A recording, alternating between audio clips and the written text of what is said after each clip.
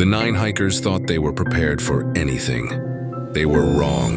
In January 1959, a group of skilled Soviet hikers led by Igor Dyatlov set off on a journey through the Ural Mountains.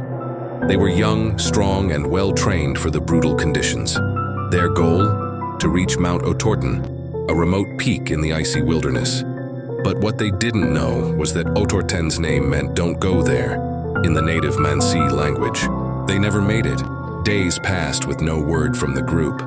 Concern turned to fear. A search party was sent into the mountains to bring them home. But what they found was a nightmare.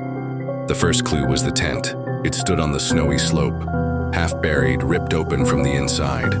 The hikers had cut their way out. Their boots, jackets, and supplies were still inside. The freezing wind howled through the empty tent. But the hikers?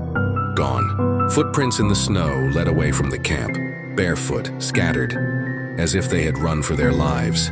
The first 2 bodies were found at the edge of the forest, a mile from the tent. They were half naked, frozen solid, and curled up beside the remains of a small fire. Their hands were charred, their fingertips blackened. Had they tried to keep warm? Had they burned themselves in panic?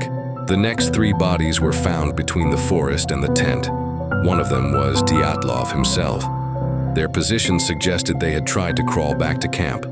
Their frozen faces were twisted in terror. But the last 4 bodies told an even more horrifying story. They weren't found until months later, buried under 13 feet of snow in a ravine. Their injuries were impossible to explain. One had a crushed skull. Another had ribs shattered with the force of a car crash. But there were no external wounds, no bruises, no cuts, just massive internal trauma. That's it for this part. Tell me if you want a second part. And as always, don't forget to like and subscribe. See you in another video.